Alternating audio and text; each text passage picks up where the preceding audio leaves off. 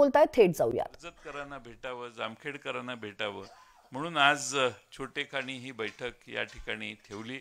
अतिशय उत्साहानं तुम्ही या ठिकाणी आलेला. ही लढाई बरीच मोठी आणि लांबची आहे. आपण का लढतोय याचाही विचार तुमच्या मनात असणं आवश्यक आहे. आपण सगळ्यांनी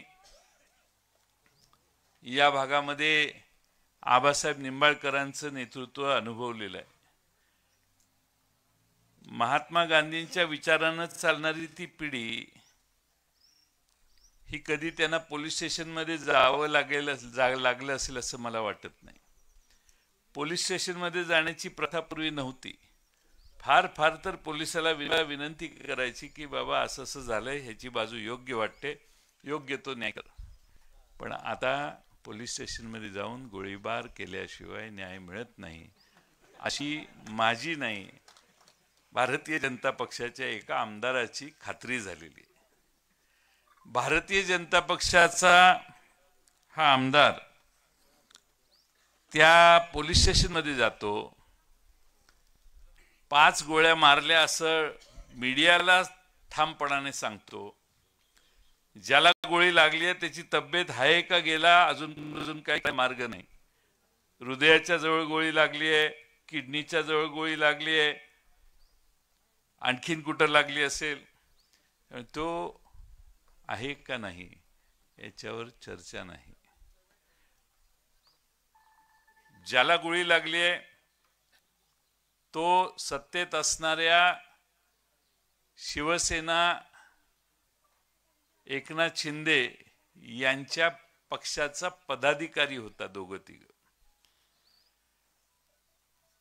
त्यांना भारतीय जनता पक्षाच्या आमदारांनी जाऊन गोळ्या मारल्या. आता या घटना एवढी गंभीर घटना आहे. मुंबईच्या आसपास सगळीकडं या गँग आहेत. गँग जमिनी हडप करणे, जमिनी एकमेकाच्या असतील तर त्यात शिरणे, परस्पर जमिनीची विल्हेवाट लावणे, इमारती बांधणे, फ्लॅट विकणे, परवानग्या न काढणे, हा सगळा ठाणे जिल्ह्यातल्या या सगळ्या उपनगराच्या वेगळ्या भागातले असे इश्यू फार मोठे आहेत. आता जे आमदार ज्यांनी गोळीबार केला ते काय म्हणतात, तुम्ही ऐकले की नाही मला माहित नाही. ते असं म्हणतात की मुख्यमंत्री यांनी उद्धव ठाकरे यांच्यासोबत गद्दारी केली, ते भारतीय जनता पक्षाबरोबर सुद्धा गद्दारी करणार आहेत, त्यांनी दुसऱ्यांचे आयुष्य खराब केले, ते मुख्यमंत्री असेपर्यंत महाराष्ट्रात फक्त गुन्हेगार पैदा होतील, महाराष्ट्रात गुंड घडवण्याचे काम ते करत आहेत, त्यांनी माझे करोडो रुपये खाल्ले, त्यांनी आणि त्यांच्या मुलाने सगळीकडे भ्रष्टाचार करून ठेवला आहे. हे आम्ही नाही म्हणत. हे 105 आमदार ज्या पक्षाचे आहेत त्या पक्षाचा एक आमदार गोळीबार केल्यानंतर ही वाक्य उच्चारतो. आता याची चौकशी झाली पाहिजे की नाही? किमान करोडो रुपये खाल्ले ह्याची तर चौकशी करा.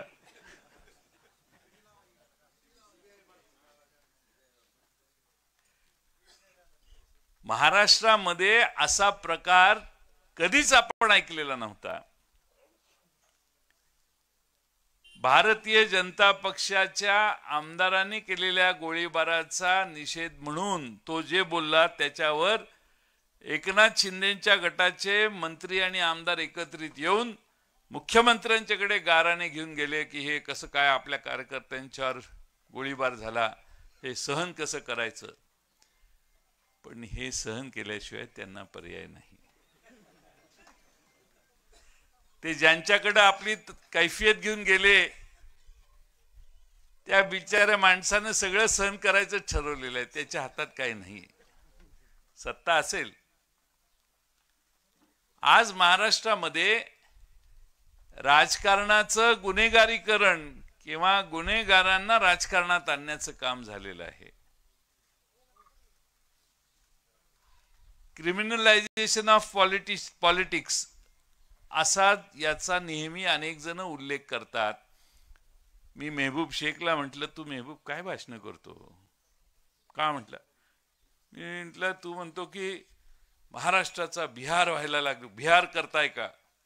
म्हटलं, वेट्या करताय नाही, झालेला आहे. झालेलं आहे. अरे ह्याच्या बिहारमध्ये असं होत नाही.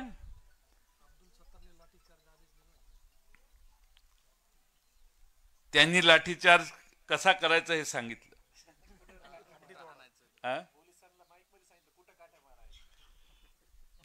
मंत्री राज्याचे असं बोलू शकतात आणि राज्याचे मुख्यमंत्री उपमुख्यमंत्री त्यांचं काहीही बिघडवू शकत नाहीत. सत्तेसाठी एकमेकाच्या सगळ्या आगळिका सहन करण्याचं काम महाराष्ट्रात चाललेलं आहे. हा एक भाग.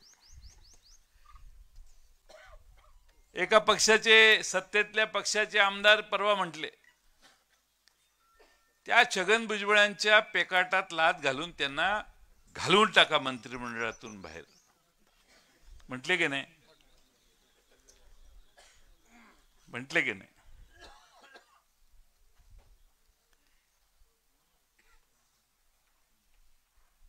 मी एकदा फार 2002-03 साली पवार साहेब कोल्हापूरला आलेले. मी आपलं भाषण करताना म्हटलं, माझं असं त्यावेळी मत होतं की पवार साहेबांनी महाराष्ट्रात यावं, महाराष्ट्राची जबाबदारी पुन्हा घ्यावी, अशा आशाचं एक भाषणात एक वाक्य किंवा अर्धच वाक्य म्हटलं. दुसऱ्या दिवशी सकाळी पवार साहेबांनी, मी कोल्हापूरहून पुण्याला येत होतो, तर मला फोन आला. ते म्हटले, काय.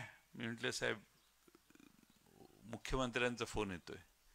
पवार साहेब म्हटले, मला वाटलं होतंच तुला फोन येईल. म्हटलं, का तू काल. ते जयंत पाटील संवाद साधतायत, त्याकडे आपलं लक्ष असणारच आहे.